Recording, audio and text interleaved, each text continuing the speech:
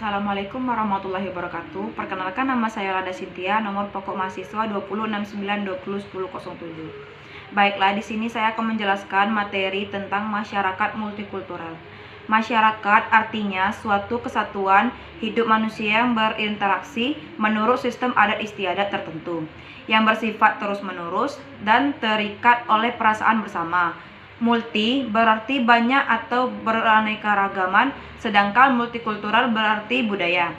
Jadi, masyarakat multikultural adalah suatu masyarakat yang terdiri atas banyak struktur kebudayaan, disebabkan banyak suku bangsa yang mempunyai struktur budaya sendiri yang berbeda dengan budaya suku bangsa yang lain.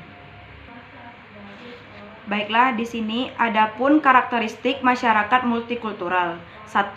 Mengargumentasi dalam masyarakat dan sub-sub kebudayaan masing-masing. 2. Struktur dalam lembaga non-komplementer. 3. Pada hakikatnya, konsep masyarakat multikultural adalah masyarakat yang mempunyai banyak suku bangsa dan budaya dengan ragam adat istiadat. Dalam kerangka hidup bersama, berdampingan satu sama lain yang sederajat dan saling berinteraksi. Karakteristik masyarakat multikultural. 1. Memiliki segmentasi dalam masyarakat dengan sub-sub kebudayaan masing-masing. 2. Memiliki struktur dalam lembaga non-komplementer. 3. Konsensus yang rendah atau sulitnya pengambilan keputusan. 4. Cenderung sering terjadi konflik. 5. Integrasi bisa terjadi karena paksaan. 6. Politik bisa didominasikan oleh satu kelompok tertentu saja. Adapun ciri-ciri masyarakat multikultural. 1.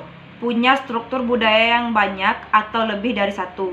2. Nilai-nilai dasar adalah kesepakatan bersama tetapi sulit untuk dipertahankan. 3. Sering terjadi konflik yang beradu suara. 4. Proses integrasi berlangsung lambat. 5. Adanya dominasi di bidang politik, sosial, dan budaya. Baiklah, inilah bentuk-bentuk masyarakat. 1. Primodalisme, sebuah pandangan atau paham yang memegang teguh terhadap berbagai hal yang sudah ada sejak kecil, contohnya tradisi. 2. Etnosentrisme, anggapan suatu kelompok sosial bahwa kelompoknya lah yang paling unggul dibandingkan dengan kelompok yang lain.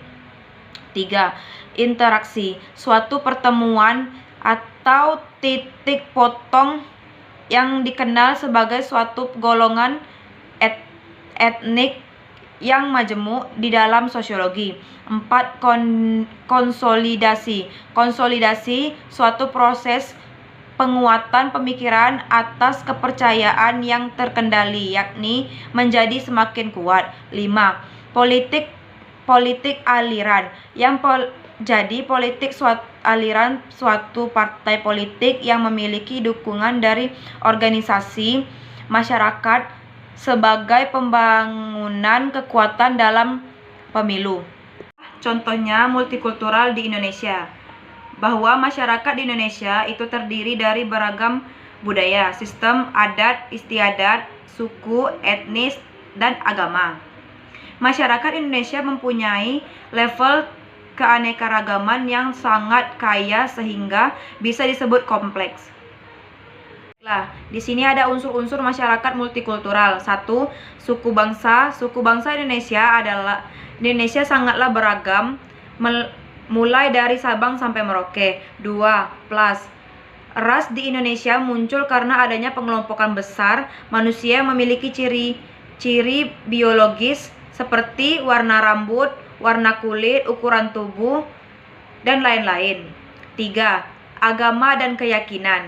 4. Ideologi memiliki pengaruh yang kuat terhadap tingkah laku. 5. 5. Politik merupakan usaha untuk menegakkan ketertiban sosial. 6. Tata krama merupakan tindakan, perilaku, adat istiadat, sopan santun, tegur sapa, ucapan, dan cakap sesuai kaidah dan norma. 7. Kesenjangan sosial, adanya penggolongan manusia berdasarkan kasta.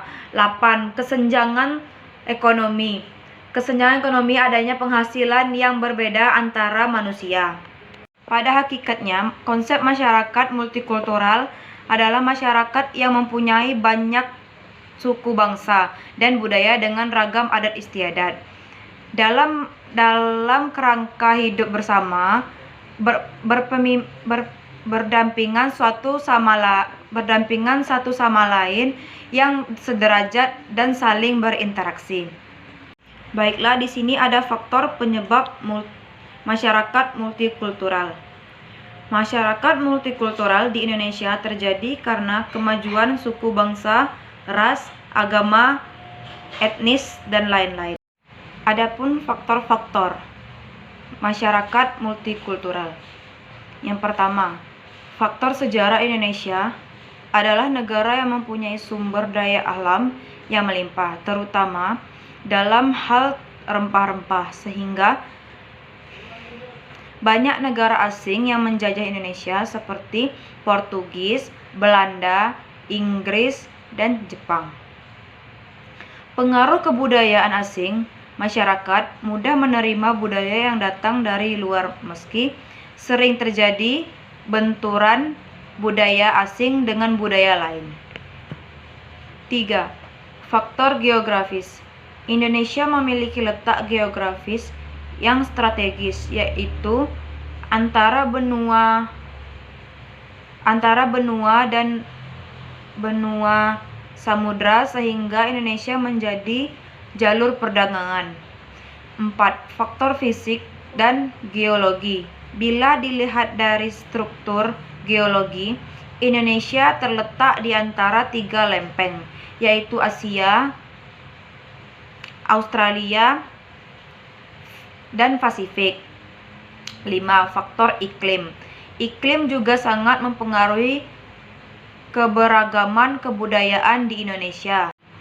Baiklah, analisis saya terhadap masyarakat multikultural dengan menggunakan teori konflik adalah contohnya polemik Natsir Soekarno pada masa kemerdekaan tentang hubungan agama negara adalah salah satu contohnya sebagai sebuah realitas. Demikianlah video singkat dari saya.